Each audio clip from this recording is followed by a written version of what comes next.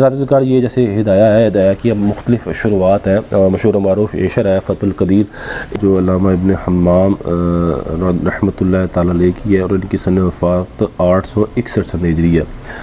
تو ذاتی کار یہاں بھی علامہ ابن حمام نے اسی بات کو ذکر کیا، جو یہ بھی حنفی عالم تھے، انہوں نے بھی اسی بات کو ذکر کیا کہ پہلے تشہد کے اندر جو ہے وہ دعا نہیں مانگی جا سکتی، یا دعا اور درود پاک نہیں پڑھا جا سکتا۔ ابھی ذاتی ذکر صرف میں نے آپ کے سامنے یہ بھی بیان کرنا ہے، جیسے میں بار بار آپ کو کہہ رہا ہوں کہ ابن حزم نے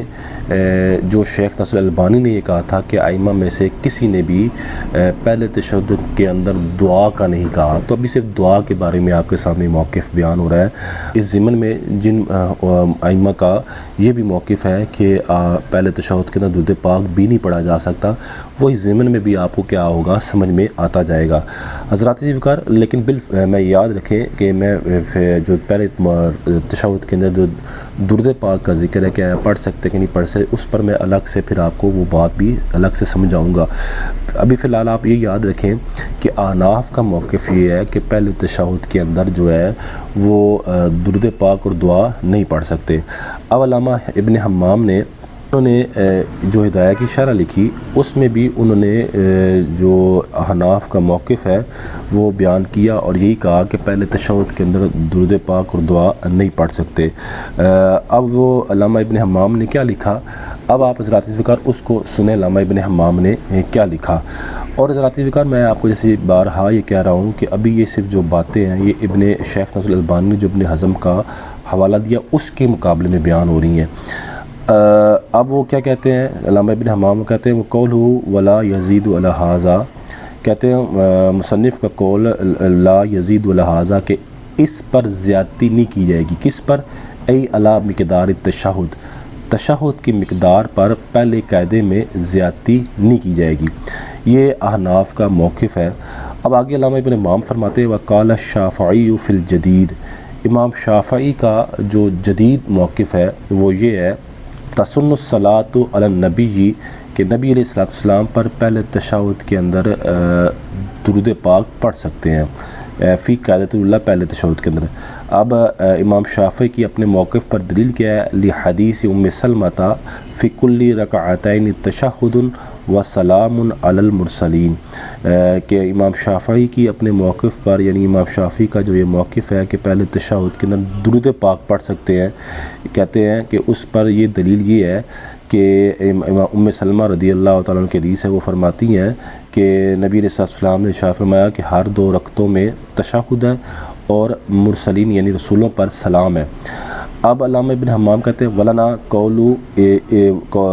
ابن مسعود، کہتے ہیں ہماری جو دلیل ہے وہ حضرت عبداللہ بن مسعود رضی اللہ تعالیٰ عنہ کی حدیث ہے،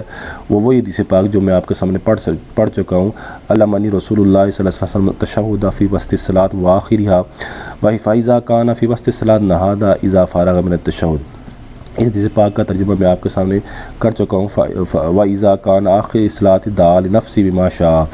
اب آگے فرماتے ہیں علامہ ابن حمام وَمَا رَوَاهُ مَحْمُولٌ عَلَى التَّطَوُّعِ، کہتے ہیں کہ جو امام شافعی نے یہ کہا ہے کہ پہلے تشہد کے اندر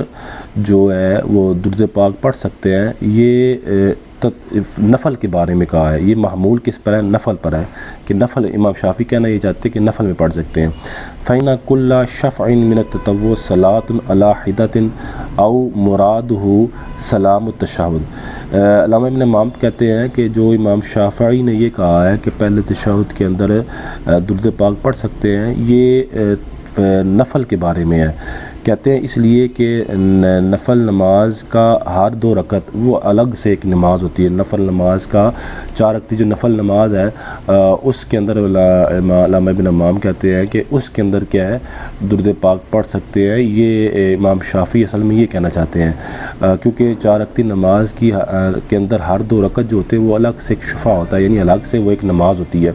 تو کہتے ہیں اس سے مراد یہ ہے کہ پہلا تشہد ہے اس کے اندر کیا ہے وہ درود پاک پڑھ سکتے ہیں۔ او یا علامہ ابن حمام کہتے ہیں او مرادہ سلام التشہد، یہاں حدیث پاک میں جو یہ آیا ہے نا کہ فی کل رکعتین تشہد و سلام علی المرسلین کہ ہر 2 رکعتوں میں تشہد ہے اور انبیاء پر سلام ہے، تو کہتے ہیں اس سلام سے مراد درود پاک نہیں ہے، بلکہ اس سلام سے مراد وہ تشہد والا ہی کیا ہے سلام ہے۔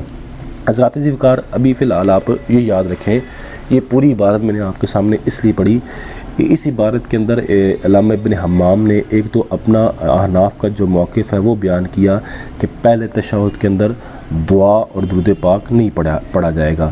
اور دعا نہ پڑھی جائے گی۔ یہ ابن حزم کے مقابلے میں ہے اور شیخ البانی کے مقابلے میں ہے کہ ابن حزم اور شیخ البانی نے کہا تھا پہلے جو تشہد میں دعا پڑھ سکتے ہیں، تو یہ ان کے مقابلے میں آ گیا کہ احناف کا یہ موقف ہے کہ پہلے تشہد کے اندر جو ہے وہ دعا نہیں مانگ سکتے۔ اب رہ گیا اس بات کا تعلق کہ امام شافعی کیا کہتے ہیں کہ پہلے تشہد کے اندر درود پاک پڑھ سکتے ہیں یا دعا پڑھ سکتے ہیں۔ تو امام شافعی کا موقف یہ ہے کہ پہلے تشہد کے اندر درود پاک تو پڑھ سکتے ہیں لیکن دعا نہیں مانگ سکتے۔ علامہ ابن حمام نے جو امام شافعی کا اور امام ابو حنیفہ کا اختلاف تھا اس کو بھی یہاں کیا کیا، بیان کیا کہ احناف یہ کہتے ہیں کہ پہلے تشہد کے اندر تشہد سے زیادہ کچھ نہیں پڑھیں گے، اور دلیل میں وہ عبداللہ بن مسعود کی حدیث پاک ذکر کرتے ہیں، اور جو شوافی یہ کہتے ہیں کہ پہلے تشہد کے اندر جو ہے دعا تو نہیں مانگیں گے لیکن درود پاک پڑھ سکتے ہیں۔ اس کی جو دلیل ہے علامہ ابن حمام نے وہ حضرت ام سلمہ رضی اللہ تعالیٰ عنہ کی یہ روایت بیان کی۔ حضرات عزیز وقار، امام شافعی کا کیا موقف ہے کہ پہلے تشہد کے اندر درود پاک اور دعا کے بارے میں، وہ میں آپ کے سامنے بیان کرتا ہوں۔ اب امام شافعی کی کتاب سے میں آپ کے سامنے بیان کرتا ہوں کہ امام شافعی پہلے تشہد کے اندر دعا اور درود پاک کے بارے میں کیا کہتے ہیں۔ ابھی تک آپ صرف اس بات کو یاد رکھیں کہ احناف کا موقف یہ ہے کہ پہلے تشہد کے اندر نہ دعا پڑھ سکتے ہیں نہ تشہد کے اندر درود پاک پڑھ سکتے ہیں، یہ ہے احناف کا موقف۔ اب رہ گیا امام شافعی کا موقف، تو اب میں آپ کے سامنے امام شافعی کا موقف آپ کے سامنے پڑھتا ہوں تاکہ آپ کو اس بات کا علم ہو جائے کہ امام شافعی پہلے تشہد کے اندر خصوصاً دعا کے بارے میں کیا کہتے ہیں، اور جو علامہ ابن حمام نے یہ درود پاک کا ذکر کیا کہ امام شافعی جو پہلے تشہد میں درود پاک کے قائل ہیں، اس کے بارے میں امام شافعی کی کیا دلیل ہے وہ بھی میں آپ کے سامنے پڑھتا ہوں۔